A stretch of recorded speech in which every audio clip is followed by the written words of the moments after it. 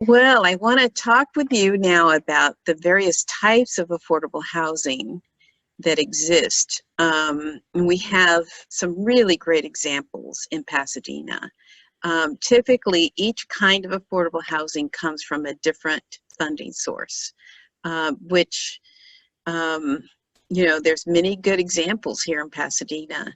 If you go across the country, you're going to find a whole lot more examples, but perhaps you'll want to take yourself on a guided tour through the city and check out some of these buildings that I'm going to show you. Oh, I don't know how to stop it. So did you just click and then it did that, or just did it by itself? Um, So click. Click. Yeah, so it's just doing it on the click. Is that fine, or because click again? Yeah, it's still under your control. It just has a crossfade, like a fade. Okay. Okay. So It may be all right now. you Okay. think so, or? Yeah, I think it's okay. Can you just cut off what we've done so far? Totally, because it's right at the beginning. So if you just start again like nothing happened, it should be fine. Okay. And your voice is exceptionally loud. It's kind of echoing. Okay. So just so you know. Okay, I'll just talk quieter. I don't know. Yeah, that's perfect. What you're saying right now. That's great. So, so I want to share with you some of the different types of affordable housing. We really have some great examples here in Pasadena. If you were to go across the nation, you're going to find a whole lot more examples. But we'll take a little tour right now through some of the ones that you may want to go on your own tour and see someday here in our city. Typically, each kind of affordable housing comes from a different funding source. So here we go on our tour of Pasadena. Marv's Place. This is called permanent supportive housing, and that's what ends chronic homelessness. This houses 19 formerly homeless families. As you can see, it's quite beautiful. It looks like a Mediterranean villa, and it's won many awards. And this is Centennial Place. It's also beautiful. It was the YMCA that was built, goodness, in the early 1900s, and it's been converted into housing for those who have experienced homelessness for individuals. And so this is down by the City Hall. This is Bode Communities that runs this. The other one is by Renaissance National Corps, the one I showed you right there. That's Renaissance National Corps. Then this next one are people that have experienced homelessness, and they're all part of our team. If you go from the right with Cynthia, she lives in what's called scattered site affordable housing. So these are just good landlords willing to rent using a Section 8 voucher to those who've experienced homelessness. And it's truly turned her life around to have this kind of support. She's the secretary at First Baptist, and she's just an amazing person. Then you can see Dorothy there in the middle, and she also lives in scattered site permanent supportive housing through the Section 8 voucher program. And then our dear facilitator for our monthly meetings, she's been doing a great job, and her name is Anne-Marie Molina. She also leads our ADU subcommittee. And during her teen years, she was a runaway and homeless. She lives in a beautiful home with her family, but she wants to build a back house to try to get extra income. So if you look at those in that scattered site category, this is actually one of our larger programs in the city of Pasadena to provide affordable housing. And it's the biggest program in the U.S., Section 8. It's diminishing, though, in Pasadena because voucher holders really cannot find landlords willing to take their vouchers, especially people of color. So we still see discrimination happening. This program was introduced in the U.S. in 1974. this gives you an idea of how it works. If someone's monthly income through Social Security is $623 a month, then 30% of that ends up being $187. And then your rent for a one-bedroom apartment might be $500, which is incredibly low for our city. They've actually upped these numbers so that voucher holders, they cover more than they used to. But in this particular example, then the Section 8 voucher would pay for the difference, the $313. That way the landlord can get the full amount of what they are charging for rent. But today people can charge a whole lot more than the $1,400, which is the max that a Section 8 voucher holder or landlord can charge in order to have a Section 8 person in their unit. So each jurisdiction, cities, counties, states are all allocated the number of vouchers based on their homeless counts, based on the percentage of lower income people in the population. So these vouchers are provided by a city or a county with what's called a housing authority. And so so our city of Pasadena has a housing authority. Most cities throughout San Gabriel Valley go through the county. They don't have cities that have housing authorities. So presently, right now on the waiting list for Pasadena, for those hoping to receive a voucher, it's about 20, I think it's down to about 23,000. This says 25. Just a few years ago, it was 26,000 on the waiting list in Pasadena, which is unbelievable. And this is common for waiting lists across our nation to be extremely, extremely high. You may wait 3 years, 5 years, and in some places in our country, it's a 10-year or more wait before you finally get your voucher. And then once you get your voucher, you have anywhere from a month to sometimes, if it's extended, up to 6 months to find someone willing to rent to you. And there's people that have to actually turn in their vouchers because they cannot find a landlord. So our city's trying to do what they can to address that by buying small apartment buildings to house those voucher holders. Presently in the city of Pasadena, we have 1,400 voucher holders. So there's also something called special needs housing, and it's for any of these different types of subgroups, persons with mental illness, persons living with HIV or AIDS, victims of domestic violence, transitional age youth, persons with developmental disabilities, and then homeless households. So we have a few of those examples in Pasadena. Here's one that's over on a street called Ashtabula here in Pasadena. It's called The Mark. It's beautiful. You drive by it, you would never guess it has anything to do with people that have mental disabilities that live in this beautiful building. I forget how many actually live here, but I think it's sizable. It's quite a few. If you go down the street a ways, you're going to find some beautiful senior affordable housing. This is usually what's called the Section 202 part of HUD. That's how they get senior housing built through Section 202. You need to be 62 years old or older, and typically very low income. So what that means is 50% of the median area income, that IMA. So the average resident in the U.S. that is in senior housing is about 79 years old, and the average yearly income is only $10,000 in the U.S. for seniors. So it's a huge boom. We have a great need right now for more senior housing in the U.S. So here's a great example. It's on North Fair Oaks. It's called Heritage Square North. It's just north of Orange Grove, and there's beautiful gardens inside.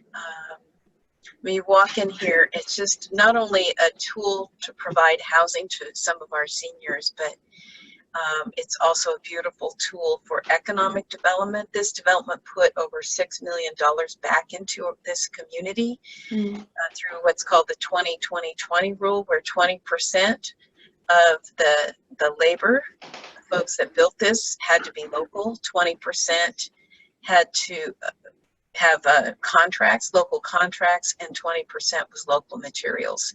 So they exceeded all of these 20%, and it ended up infusing $6 million into this community, on top of just having a beautiful building and improving the community and providing housing. So the Concord Senior Housing, this is in the district in the southern part of our city. And this is a huge, you can see it's got a lot of units, and this is a preservation deal. It had been affordable for years for seniors, and then the covenant matured, and it was at risk of going market rate. So this needs to be, actually has recently was renewed by what's called the Retirement Housing Foundation. It's a Disciples of Christ, faith-based nonprofit. They probably are one of the biggest developers of senior affordable housing in the country. So we're really blessed to have them in the city and to help keep this amazing resource affordable for our seniors. So there's also for sale affordable housing. And so for sale affordable housing, as I mentioned before, is based on 40% of your income. And then it's different amounts for the number of persons in your household. So I'll just give you one example. If it's just one person, your income level needs to be between $50,500 up to $72,000. And then on down to clear up to $112,000 for 5 people in a household. This was last year's numbers. It's probably a little different this year. So here's some beautiful examples of for sale affordable housing. You've probably driven by it many times right there in Fair Oaks, across the street from the Vallarta Market, and never realized it was all affordable for sale housing. Did you know that? No, I did not. No, I didn't know that. Yeah, and look how they've made it just fit right in with the bungalow style of the city. You know, it doesn't look new. It looks like it's been there for years.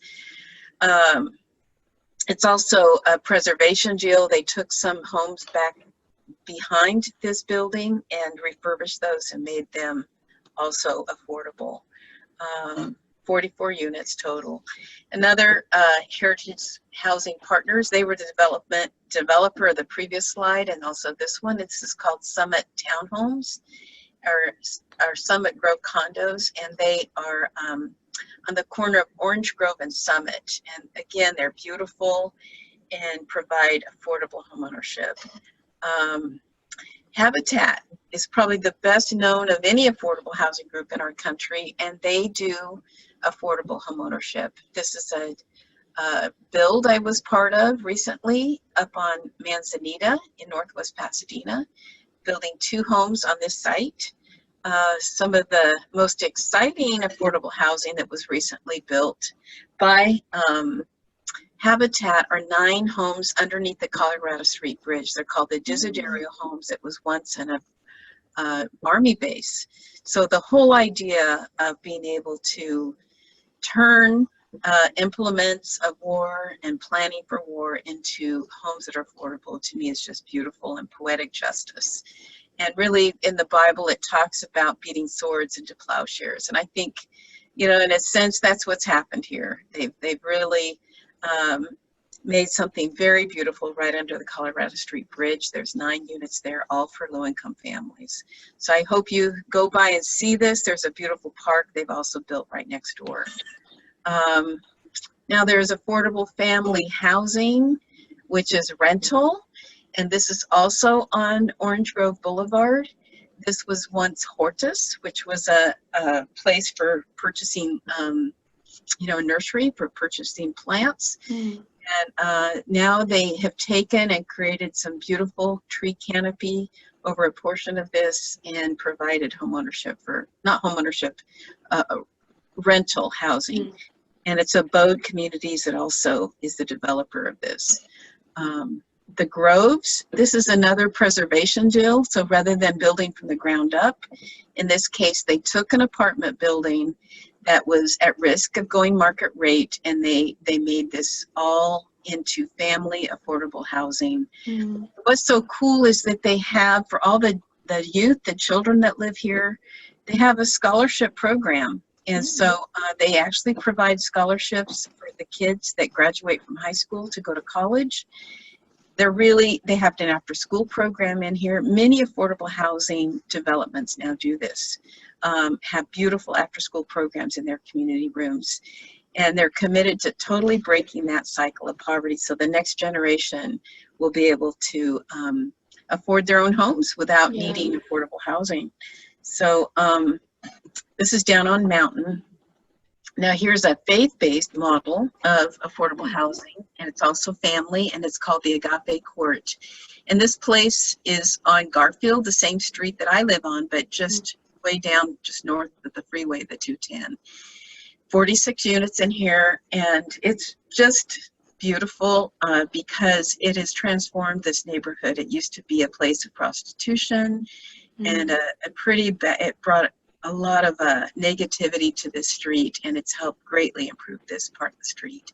So there's probably 3 churches that have started there in their community room. Number of my good friends live here. One of my old roommates lives here with her son, and so I really got my start in seeing how transformative affordable housing is by learning about Agape Court. It was out of Agape Court that I really was inspired to write my book about affordable housing and helping people around our country see the power of faith-based affordable housing. So King's Villages, again, it was through a church, Pastor Gene Birch, whose church was right in the heart of 314 units that were built years and years ago, but pretty much neglected. And it was so bad that the city police wouldn't even go into this area. It's just a lot of crime. And so the church they actually realized when Pastor Gene Birch, she was called to be the pastor of this church right in the heart of this village. And she was looking at the charter of the church, and it said the church's purpose was to provide affordable housing for the community. So she thought, my goodness, what can we do to improve this whole complex? And so she got a hold of an investor, and they were able to win tax credits, and they refurbished every one of these units without displacing anyone. They also own over 200 units of the Community Arms that's down on Orange Grove. So this church has done more than most churches ever dreamed of doing in providing over 500 units of affordable housing in Pasadena. You can see there's a few typos, so excuse me for that.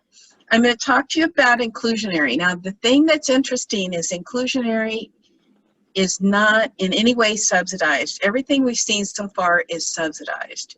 And I hesitate to use the word subsidized housing because in reality, even all homeowners in this country are subsidized. The outlay of funding through our mortgage tax deduction and what the government is actually losing through all those deductions is about 5 times more than what the country spends on subsidized housing. So in a sense, we all live in some kind of subsidized housing, especially if you're taking that mortgage interest deduction for your home. But inclusionary housing is incentivized, not subsidized. And so it's required in the city of Pasadena. Some cities have inclusionary, but it's not required. But we realize that it really needs to be required to make sure it happens. Our policy, which the Greater Pasadena Affordable Housing Group was part of getting crafted in 2001, it creates, it kicks in at 10 units or more. We're hoping to shift this so that even down to 3 units or more, there will be some requirements. So that the rental housing, if it's rental housing that you're looking at, 10% of those would be low, 5% moderate. Okay. But very soon, we've actually already won 20% to be affordable. So Yeah. yeah, so both of the rental and homeownership will require 20% of all new housing to be affordable. But until the second reading of the ordinance, that won't kick in. So you're kind of in between on this slide to see the transition. And I think, Morgan, weren't you at some of the city council meetings when we were working on some of this? Yeah, I was at a couple, so it's really great to see just the product of all the hard work that GPAHG put into this. It really is a big win. That team met for a year and a half researching inclusionary policies all around the country. And so I feel like we really got the ear of the council when they voted to do the 20%. And there was a number of other things that they did that have really strengthened this policy. And it's not only good for our city, it's an inspiration to adjacent cities. We now have Alhambra that's looking at doing inclusionary, San Gabriel and South Pasadena. So we've had people on our team from Monrovia, and we hope they will soon also be looking at inclusionary. So so it's I guess it's infectious. It's exciting, you know. How do you feel about inclusionary when you think about it, Morgan? What comes to mind? Oh yeah, we had talked about this earlier, and you brought up a really good point about mentioning the biblical concept of gleaning, or the biblical concept of gleaning, and how it was a law in the Old Testament that when a field was gleaned, I think we were talking about that what was left behind should be left for the poor. It shouldn't be gathered every little scrap up and used for yourself. Some should be left behind for the poor so that they can have some of the wheat, some of the harvest too. So this seems very similar to me as we were talking about just this idea that when these new buildings are built, there should be allocated some places for those with lower income to stay so that they can be a part of this too and be provided for. So it made a lot of sense to me when we were talking about it. Yeah, it's interesting, this idea of gleaning. It's clearly part of the Old Testament law. And you see how Naomi and Ruth, in the book of Ruth, that's how they were able to survive, because of the gleaning law. There was other laws also that allowed her to marry the closest of kin, and that also supplied for her needs. So just by having a strong marriage and that also provided housing. So there's a lot of ways throughout the Old Testament that we can see that there was always laws that provided for those most in need. And we see today our cities are practicing some of these same laws. In the options that you see listed here for the inclusionary, so instead of including those units, there is the option to build off-site. And but we always want people to try to build on site. Those luxury buildings throughout the city of Pasadena, they all include, or for the most part, if they haven't built off site or paid a fee, they include affordable units. And so that's really one of the best practices of affordable housing development, to have a mix of incomes within one building. But some have paid the fee, the in lieu fee. Others have done a land donation. You can see here in this chart how many have actually been built to date. There's 579 units total. Some are rental, 518 rental, and 61 that are for sale. And then if you drop down and look in the green, these are the ones that have been built with the in lieu fee. So that fee can be leveraged with other funding, and it's produced, as you can see, 588 units, and 63 of those are rental or affordable homeownership. So 488 units.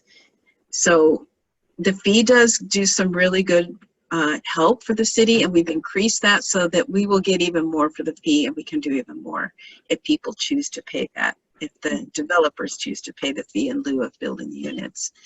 This gives you an idea of where those inclusionary units are. So remember the previous map, it showed a lot of the subsidized affordable housing more in the northern part of the city. And you can see here that inclusionary is throughout the whole southern part of the city and some places also in Northwest. So it shows there's a really nice distribution of affordable housing throughout the city of Pasadena.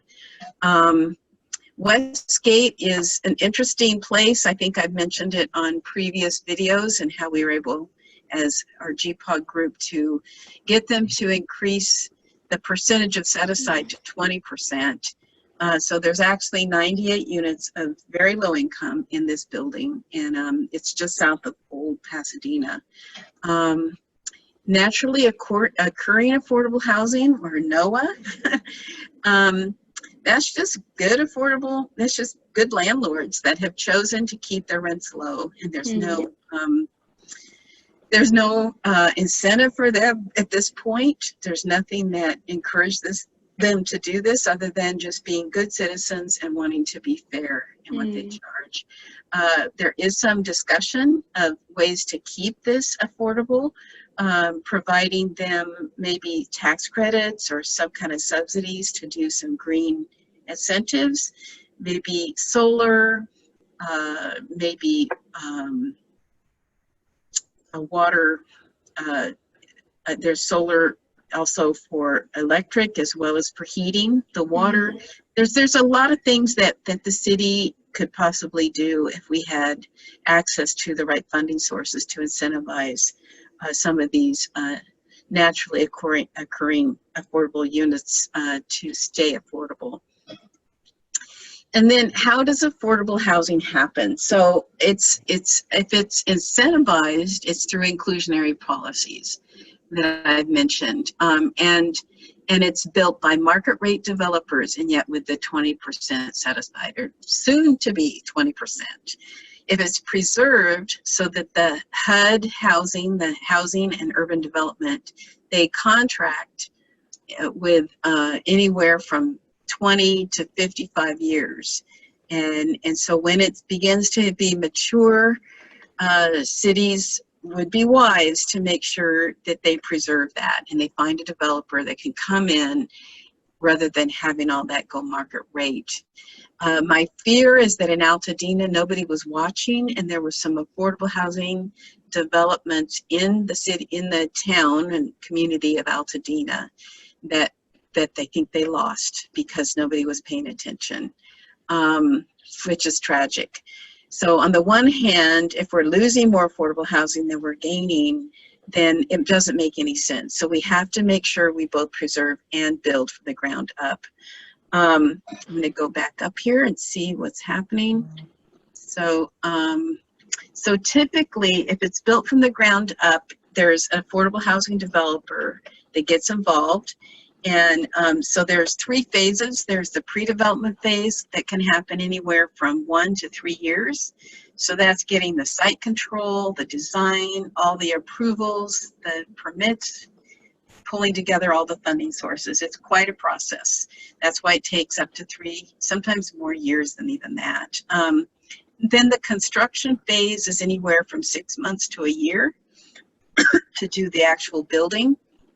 And then the rent-up phase actually starts during that construction phase, and so that's kind of the process for developers. As far as us as advocates, there's kind of a different process. So the most challenging part of making housing happen is gaining approvals for those that land use, and so. We actually have more money than we've ever had for permanent supportive housing and in trying to end homelessness. But the issue is not the money right now. The issue is getting sites and approvals for those sites. There's a lot of what's called NIMBYs, not in my backyard. They're coming out to oppose any kind of permanent supportive housing in their communities, which is just tragic, because it, as I said, it's beautiful and it improves communities and invests in communities. And so there's a lot of education that needs to take place to make sure people understand the value and how it transforms communities as well as the people living there. but most affordable housing requires approvals. They have to go through city councils. And so oftentimes there's a variance in the zoning or some other land use decisions that they requires that they go through the city council. So, and that's because in California, Article 34, our state constitution requires that any affordable housing has to go through an approval process for the most part. So this is something that, a regulation that I'd like to get rid of. I'm not sure why we have to have approval of affordable housing when we don't have approval of luxury housing. And in some cases we do, but it's essential that our group and many others across the nation advocate for proper land use approvals so that we can make housing happen. There's really no law in our country that requires affordable housing. It all must be advocated for. So it took hundreds of folks coming out to the city council to get our inclusionary policy, and even the recent 69 units that we got approved on North Fair Oaks for senior housing for those that are homeless. It took many, many prayer vigils and meetings with our city council persons. With I think when we finally went to the city council, we had close to 100 people. So so who do we advocate to? And this is, I think, our last slide. It's really, it's decision makers. Who are the movers and shakers, the decision makers, the ones that influence the city council as well as our city council members? So the city council members are often the final say on land use decisions. So we seek to get to know them, build solid relationships, and really have good, accurate fact sheets and talking points that help them understand and see the value of what we're promoting. In Pasadena, we have 7 council districts. The city council is elected by the people within his or her district. The city council meetings meet on Mondays. At 6:30 is the public comment time, and that's about 20 minutes when you can speak for 3 minutes on anything you want that's not on the agenda that evening. Then at 7 o'clock, the city council agenda actually begins with the mayor leading the agenda. And so the city council chambers are in the big, beautiful city hall that our city has. I should have a picture of it, but anyway, we're on the 2nd floor of that building. It's 100 North Garfield, and we're in the southwest corner of the city hall. Here's a link that you can link to learn more about who your city council rep is, depending on where you live. And many people say, if I don't live in the city of Pasadena, can I still come and speak? Absolutely. Absolutely. Especially if you're part of a church in the city, you can always write on your card that you're from that church. And so if you're not sure what district, feel free to look this up. So each city council member appoints a member of the planning commission from their district. And so these appointed officials are sworn in, and they serve our city to look at how to plan our city. What's it going to be zoned for? They don't talk too much about affordable housing, but because of our advocacy, they have to talk about it at least twice a year. That's required now. And so they've been charged with implementing the housing element to make sure that actually happens. So we work closely with the Planning Commission, keep them aware of the deadlines and when they're supposed to be looking at various topics and studies that's supposed to take place within that housing element. So the Planning Commission meets also at the City Council chambers at 6:30 on the 2nd and 4th Wednesdays of each month. And then lastly, the City Council also has a subcommittee and several subcommittees, but the one that we're most interested in is the Economic Development and Technology Subcommittee. And that one does focus on approvals for affordable housing deals.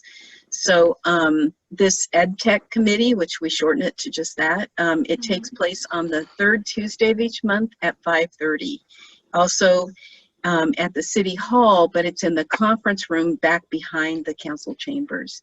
If there's a lot of folks, sometimes they'll move it to the City Council chambers. But oftentimes this meeting does get canceled.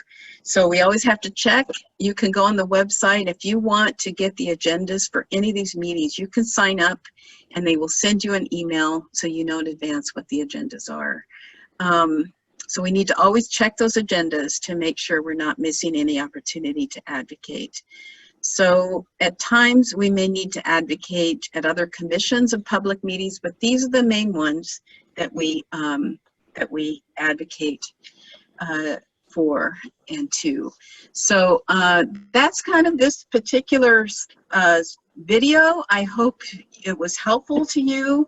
And I don't know if you have any final words that you wanted to share, Morgan?